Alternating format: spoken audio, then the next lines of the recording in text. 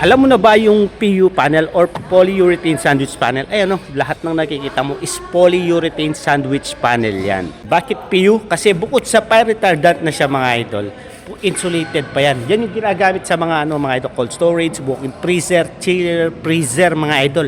Yung mga PU panel, polyurethane sandwich panel. Kasi mga idol, bukod sa maganda na yung wall mo mga idol, talagang insulated talaga siya. Tapos tignan mo, napakaganda. Tignan itong nakikita mong guhit na to. Kasi male and female yan, syempre meron siyang guhit. So lalagyan pa ng silicone yan. Tapos ito pipinturahan pa at makikita mo naman base channel yung sa baba nito. At mga idol, itong mga PU panel natin is ginagamit pala to sa cold storage, walk-in freezer, chiller mga idol. Kami naman sa walling, ceiling, roofing. Kasi mga idol, napakaganda. Biruin mo mga idol napaka-insulated talaga. Tapos napaka-safety. Tapos tignan mo yung harapan niya. Ito ayan. Ayan, ayun yung sa loob niya. Foam siya. Tapos male and female siya. Ayan.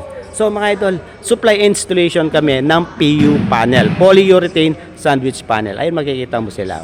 Dito makikita mo naka 45 degrees sila. Tapos yung baba nito is base channel. Yan, base channel. Tapos makikita mo meron tayong inside capping yan. Kung makikita mo, yan yung inside capping natin. Tapos ito naman yung outside capping natin. Ayan, napakaganda hanggang sa taas. Ito yung ceiling. Yan, meron tayong ceiling. Tapos ito yung outside capping. Tignan mo mga idol, napakaganda. Ang dami mga idol. Tapos ito sa loob naman is tignan 9 meters. Ayan, 9 meters yan. Ang tataas niyan mga idol, 9 meters. Tapos meron pa tayong second floor nasa taas. So mga idol, kung naghahanap ka na magsusupply at mag-install ng PU panel mo, mga idol, paki-contact ako. Maglalagay ako ng contact number dyan.